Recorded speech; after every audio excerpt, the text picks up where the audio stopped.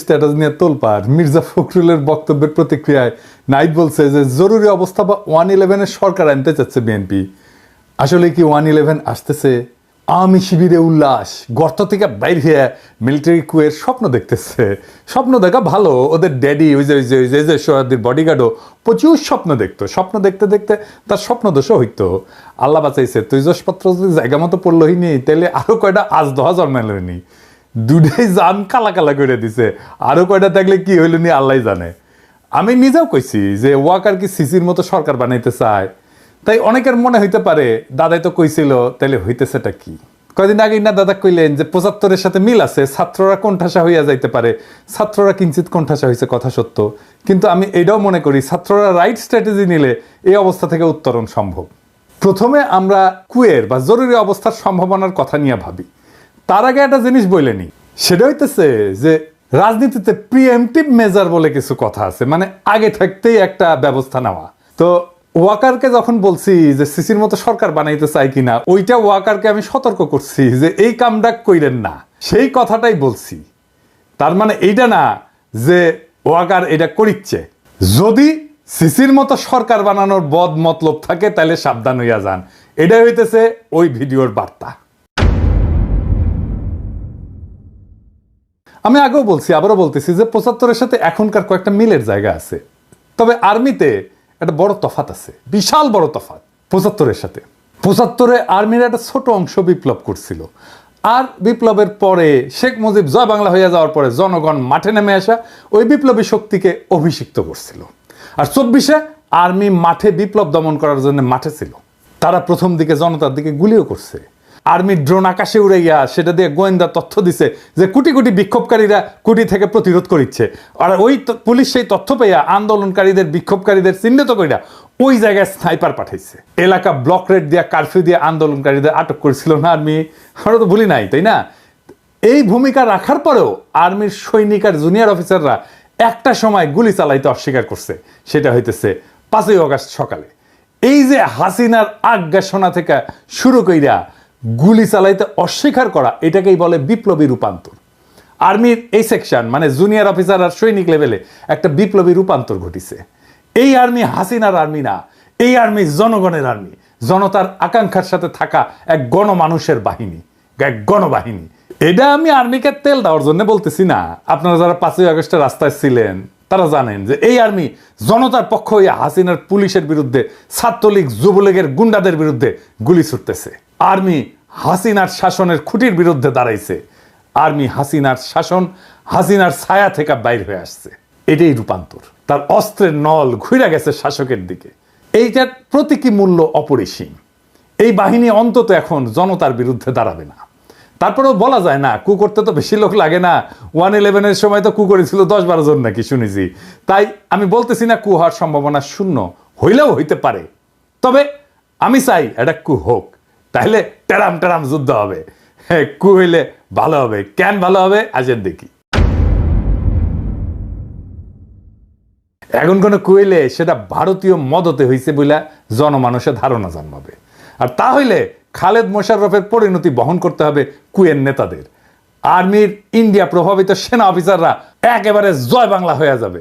শুধু তাই না, বাংলাদেশে ইন্ডিয়ান সব স্ট্যাবলিশমেন্ট জয় বাংলা হয়ে যাবে। জুলাই বিপ্লবে যা যা দুর্বলতা ছিল, যা যা অসমাপ্ত কাজ ছিল, সেইগুলো সমাপ্ত হবে। যেমন চুপ্পুনাই হয়ে যাবে। ধানমন্ডি 32 নম্বর বুলডোজার দিয়ে মাটিতে মিশা দেওয়া হবে। ইন্ডিয়ান এম্বাসি ক্লোজ করে দেওয়া হবে। ছায়ানট উদিসি বন্ধ করে দেওয়া হবে। ফ্যাসিবাদের যে দালালগুলো এখন মাথা তুলতেছে সেইগুলো বরাবর করে দেওয়া হবে। আর ভারতের আলো আর দিল্লি স্টার, ওই নিয়ে কিছু বলছি আমি? বলি নাই। হ্যাঁ, খালেদ মোশাররফের কু 3 দিন টিকেছিল। এই কু 3 ঘন্টা টিকবে কিনা সন্দেহ আছে। তখন সেনাবাহিনীর মধ্যে লিফলেট ছড়ানো হয়েছিল, ওই যে 75-এ নভেম্বর বিপ্লবের সময়। এখন পিনাকি আর ইলিয়াস ভিডিও বানাবি আর সেনাবাহিনীর জুনিয়র অফিসার আর সৈনিকদের আহ্বান জানাবে। 2 না পাল্টাইছে। বাংলাদেশের মানুষ রক্ত দিয়া বিজয় ছিনায় আনছে, সেই মানুষ ঘরে ফিরে গেছে সত্য, কিন্তু জুলাই বিপ্লবের ক্ষত সারে নাই, বুকের আগুন নেভে নাই। এই অগ্নিগর্ভ অবস্থায় জরুরি অবস্থা বা কু হান্দায় দেবে তেল ছাড়া, যেন এরপর কখনোই আর কু অভ্যাসের কথা কারো মাথাতে না আসে। আমাদের কাজ ফ্যাসিবাদের দোসরদের দাবরানির উপরে রাখা। আপনাদের চোখে পড়তেছে না হয়তো, কারণ এই কথাগুলো প্রকাশ্যে বলার বিষয় না, কিন্তু অনেক কাজ পিছনে হইতেছে। এইগুলা বেকুব কর্মীগুলো জানে না সারা দুনিয়ায় হাসিনার পরিবার আর তার পলায় যাওয়া আওয়ামী লীগারদের উপরে কি নাইমে আসতেছে, এটা আওয়ামী লীগ আর আওয়ামী লীগের নেতা কর্মীরা হাসিনা কল্পনাও করতে পারতেছে না। আওয়ামী লীগের কর্মীরা যারা ফাল পেতেছে, আপনাদের বলি ভালো হইয়া যান, অযথাই নিজের বিপদ ডেকে আনিচ্ছেন। আমরা দয়া কইরা, একদম দয়া কইরা, মায়া কইরা প্রাপ্যটা দেইনি, ফাল পাইরেন না। আমি প্রত্যেকটা অঞ্চলে আওয়ামী লীগের কর্মীদের গণ ক্ষমা চাওয়ার আহ্বান জানাইতেছি। পাড়ায় পাড়ায় এদের ধৈর্য তওবা করাইবেন, মসজিদে মন্দিরে সমাজের সামনে হাত জোর কইরা মাপ চাইবে, কইবে আমার ভুল হইছে, মাপ কইরা দেন, আর কখনো করব না। তাইলে এদের তরপানি কমবে। এদের কোথায় পাবেন? আমরা একটা ওয়েবসাইটের কাজ করেছি, চলিচ্ছে, ওইটায় হাসিনার ফ্যাসিবাদের সকল সহযোগীর আমলনামা থাকবে। আওয়ামী লীগ, ছাত্রলীগ, যুবলীগের সব কমিটির নাম থাকবে, ছবি সহ, রেফারেন্স সহ, নাম ধরে ধরে সার্চ করা যাবে, বাংলা এবং ইংরেজিতে বিভিন্ন ক্যাটাগরিতে থাকবে। এমপি, দামি নির্বাচনের এমপি, সকল কমিটির সদস্য, সকল ব্যবসায়ী, সাংবাদিক, শিক্ষক, ডাক্তার, কৃষিবিদ, আমলা, পুলিশ, যারা যারা এই ফ্যাসিবাদের দোসর ছিল সবার নাম থাকবে। এবং এখনো ফ্যাসিবাদের দালালি করে যাইতেছে দেশে এবং বিদেশে, সবার। কাজটা বড়, টাইম লাগবে, ফান্ড লাগবে। রাজনৈতিক দলগুলোর বা সরকারের তো করার কথা ছিল, তারা তো অন্য কাজে ব্যস্ত। কাজ শুরু হয়ে গেছে। এর মধ্যে আমরা যুক্ত করব কারা কারা আওয়ামী লীগারদেরকে আশ্রয় দিছে, পুনর্বাসিত করছে, তাদেরও নাম থাকবে। যুগ যুগ ধরে মানুষের ঘৃণার উৎস হইয়া থাকবে এই ওয়েবসাইটটা। এইবার পার্বত্য চট্টগ্রাম বিষয়ে আরো একটা জিনিস বাদ পড়েছিল, সেটা আলাপ করি, আসেন। গুরুত্বপূর্ণ বিষয় কলে পার্বত্য চট্টগ্রামে শুধু ভালো প্রশাসনিক অফিসার পাঠাইতে হবে তা কিন্তু না, আমি শুধু তাই বলিনি। তার সাথে ভালো শিক্ষক পাঠাইতে হবে, ভালো ডাক্তার পাঠাইতে হবে, ভালো সামাজিক কর্মী পাঠাইতে হবে। ওইখানে পার্বত্য অঞ্চলে বিকেএসপির মতো কয়েকটা প্রতিষ্ঠান তৈরি করতে হবে। পাহাড়ি ছেলেমেয়েদের শরীরে শক্তি আর এনার্জি বেশি থাকে, পাহাড়ি পথে চলাচল করে, কঠিন পরিশ্রমের জীবন, এই জন্য শরীরে এনার্জি বেশি, মেদ কম।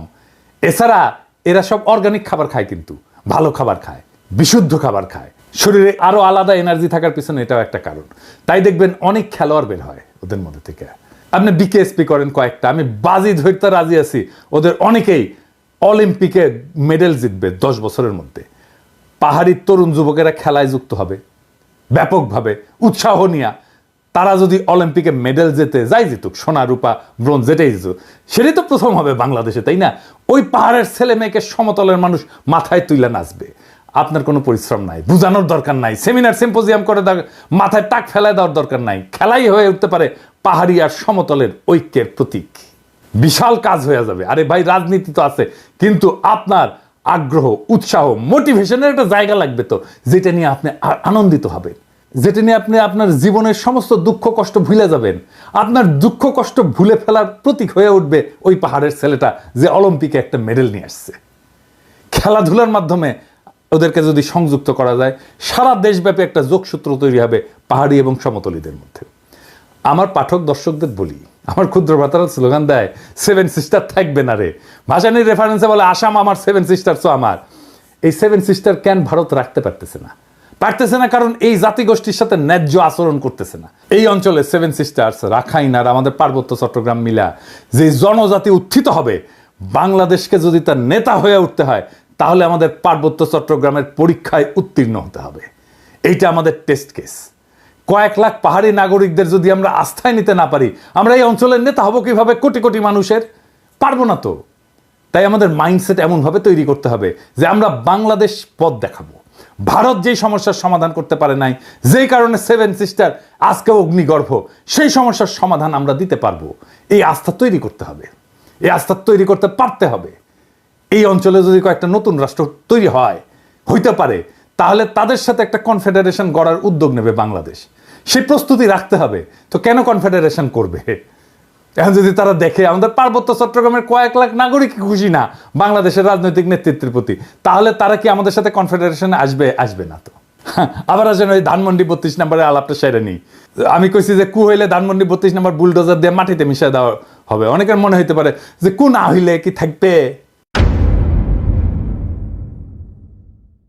ধানমন্ডি 32 নম্বরের সামনে ব্যারিকেড দিছে। আবার কেন দিছে কে জানে?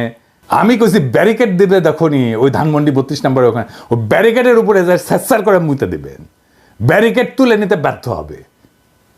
যখনই ব্যারিকেড দেবেন ওর উপরে মুতে দেবেন।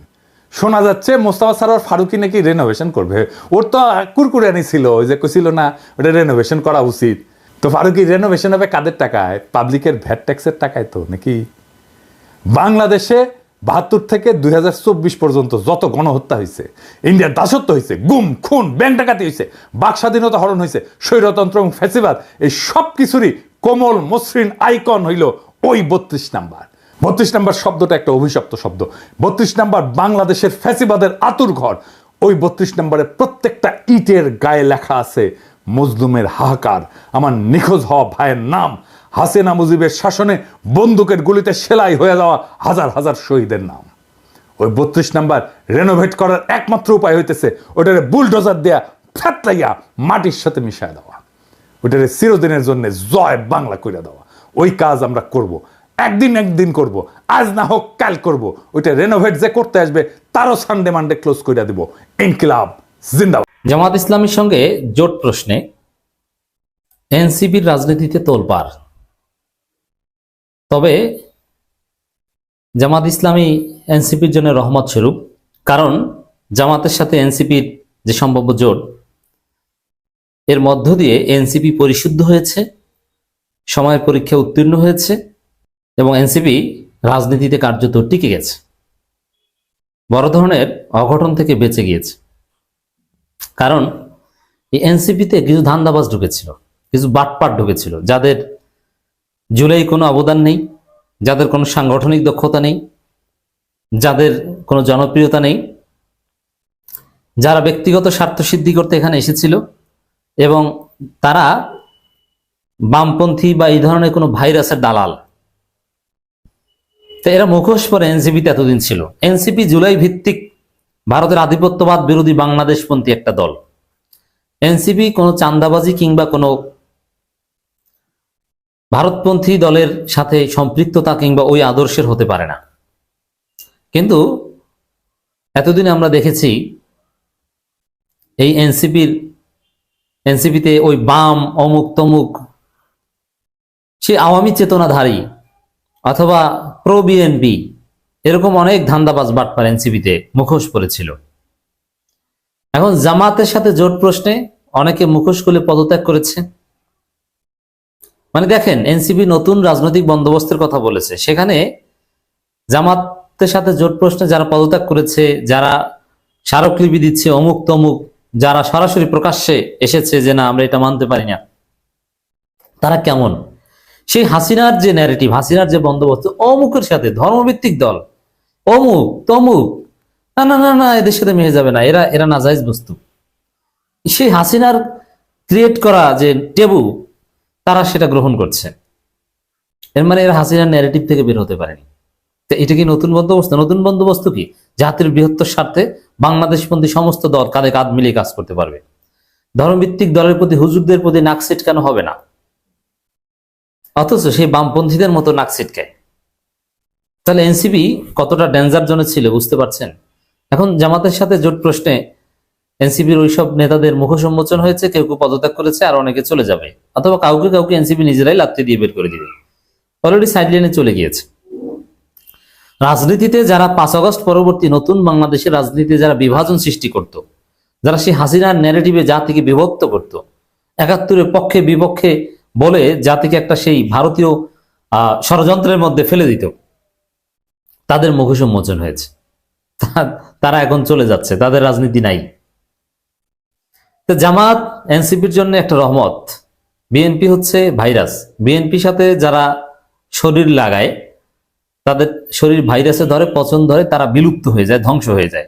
আপনারা দেখেছেন গণ অধিকার পরিষদ ধ্বংস হচ্ছে, সেক্রেটারি নাই, আরো অনেকগুলো দল ধ্বংস হয়েছে, বিলুপ্ত করে বিএনপিতে যোগ দিয়েছে। এর মানে রাজনৈতিক দোকানদারি অনেক ধ্বংস হয়েছে এই বিএনপি ভাইরাসের সবলে। আর জামাত হচ্ছে পরশ পাথর। এই জামাতের স্পর্শে যারা আসে তারা পরিশুদ্ধ হয়। যেমন এনসিপি জামাতের স্পর্শে আসার সাথে সাথে দালালরা এনসিপি থেকে চলে যাচ্ছে, দালালরা ধরা খেয়েছে। নইলে এই দালালরা যদি এনসিপিতে থাকতো তাহলে এনসিপি কি হতো? এনসিপি দুর্নীতিবাজ, বাটপার, চান্দাবাজ, বামপন্থী, ভারতের দালাল একটা দলে পরিণত হতো। এরা ইসরায়েলের দালালি করতো 2 দিন পর, যদি এনসিপিতে এই বাটপাররা ধরা না পড়তো। এলজিবিটি, অমুক তমুক, এই টাইপের লোকজন এই এনসিপিতে ছিল। কিন্তু এই জামাত নামের পরশপাথরের স্পর্শে এসে এনসিপি ওই এনসিপি থেকে ওইসব লোক চলে যাচ্ছে, বা এনসিপি তাদের চিনতে পেরেছে। তো দর্শক, জামাতের সঙ্গে সম্ভাব্য জোট নিয়ে আপত্তি এনসিপির 30 নেতার চিঠি। এখন 30 নেতা চিঠি দিয়েছে। অন দি আদার হ্যান্ড, তাদের যে 30 জন, ওই বডির প্রায় 180 জন যে রাজি, ওইটা আর বলে না অনেক। সাপোজ 210 জনের মধ্যে 30 জন আপত্তি, আর বাকি 180 জন কিন্তু রাজি। মজা না? এর মানে 210 জনের মধ্যে 180 জন রাজি হলে 30 জন একটা গোনায় ধরার কথা। এই 30 জন তো, এটা তো কোরামই ওঠে না। এদের তো না ভোট দেওয়ার যোগ্যতা রাখে না, মাত্র 30 জন। অর্ধেক অর্ধেক হলে বলা যায় যে না, এটা নিয়ে বিতর্ক আছে। সাপোজ আপনার 100 সদস্য বিশিষ্ট একটা উচ্চতর কমিটির বা রাজনৈতিক কমিটির যদি 40 জন বিরোধিতা করে, 60 জন পক্ষে থাকে, বলা যায় যে না, এটা সিভিয়ার ইখতিলাফ, অর্ধেকের কাছাকাছি। কিন্তু গণতন্ত্রে 51% জামাতের সাথে জোটে রাজি হলে এটা নিয়ে আর ইখতিলাফের সুযোগ নেই। কিন্তু যেখানে 210 জনের মধ্যে 180 জন রাজি, 30 জনের আপত্তি, এটা কোনো আপত্তির মধ্যেই পড়ে না। তাহলে এই 30 জন হচ্ছে ভাইরাস। এই 30 জন আসলে এনসিপির লক্ষ্য উদ্দেশ্য, এনসিপির প্রতিষ্ঠা, এর সাথে একমতই ছিল না। এরা ভিন্ন কোনো এজেন্ডা এসেছিল, বা এরা ব্যক্তি স্বার্থে এসেছিল। এখন এরা চিহ্নিত হয়েছে, এজন্যই এনসিপি বড় ধরনের ক্ষতি থেকে বেঁচে গিয়েছে। নইলে এই 30 জন ভবিষ্যতে এনসিপির আরো বড় ক্ষতি করত। এই 30 জনের মধ্যে আপনি খুঁজলে ওই ওসমান হাদির আশেপাশে যে গাদ্দার ছিল, যারা শুট করেছে, ওই টাইপের গাদ্দার খুঁজলে পেতে পারেন। কারণ তাদের কথাবার্তা পুরোপুরি ইন্ডিয়ান। কি করেছে দেখেন। বাংলাদেশ জামাত ইসলামী 8 দলীয় জোটের সঙ্গে সম্ভাব্য জোট ও আসন সমঝোতা নিয়ে আপত্তি জানিয়ে জাতীয় নাগরিক পার্টি আহ্বায়ক নাহিদ ইসলামের কাছে লিখিত চিঠি দিয়েছেন দলের 30 নেতা। মজার বিষয় হচ্ছে যে এইগুলো বিবিসি, প্রথম আলো, ডেইলি স্টার বা এই ভারতপন্থী মিডিয়াগুলো ব্যাপকভাবে প্রচার করছে, যে মনে হয় যেন এটা বিরাট কিছু। অথচ 30 জনের আপত্তি এটা কোনো টপিকই না, এটা কোনো ব্যাপারই না। জামাত ইসলামের নির্বাহী পরিষদে এর চাইতে বেশি সংখ্যক সদস্য বা বেশি পার্সেন্ট সদস্য অনেক বিষয়ে আপত্তি করে, তারপরে সেটা পাশ হয়, কোনো টু শব্দ হয় না। আর সেখানে 30 জন, এটা তো কোনো বিষয় না। 210 জনে 30 জন চিঠিতে। আর কারা আপত্তি করেছে? ভুই ভরে, এদেরকে কেউ চেনে না। আমি একজনকেও চিনি না। তবে তাসনিম যারা বিষয়টা আলাদা আলোচনা দাবি রাখে। চিঠিতে বলা হয়, জুলাই গণঅভ্যুত্থানে দায়বদ্ধতা, দলের ঘোষিত মূল্যবোধ ও গণতান্ত্রিক নীতির আলোকে জামাতের সঙ্গে যে কোনো জোট বা আসন সমঝোতার বিরোধিতা করা হয়। কেমন বাটপারি দেখেন। জুলাইয়ের অন্যতম ম্যান পাওয়ার সাপ্লাই দাতা, জুলাইয়ের অন্যতম মাস্টার মাইন্ড জামাত শিবির, তাদের সাথে জোটে রাজি না, তাহলে কার সাথে? আওয়ামী লীগের সাথে জোটে রাজি। তো এই যে জামাতের সাথে জোট, এটা যায় না, এটা তো হাসিনার কথা, এটা তো বিএনপিও বলতো না। নেতারা দাবি করেন জামাত ও ছাত্র শিবির বিভাজনমূলক রাজনীতি। কি বিভাজনমূলক রাজনীতি? মিথ্যা কথা। জামাত শিবির কোনো বিভাজনমূলক রাজনীতি করে না, এটা হাসিনার মার্কা কথা। জামাত ও ছাত্র গুপ্তচর ভিত্তি, কি গুপ্তচর ভিত্তি করে? এর মানে এই যে চিঠি দাদা, এরা যে আসলে আওয়ামী লীগ এবং বিএনপির দালাল প্রমাণিত হলো। শিবিরকে গুপ্ত রাজনীতি এটা বলে কারা? এনসিপির কেউ বলে না। কারণ শিবিরের নেতা কারা ছিল?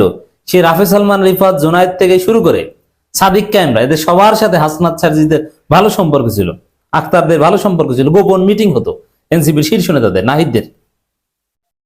সে আওয়ামী লীগ আমলে, সে 2018 সাল থেকে এটা শুরু, গোপনে একসাথে কাজ করত।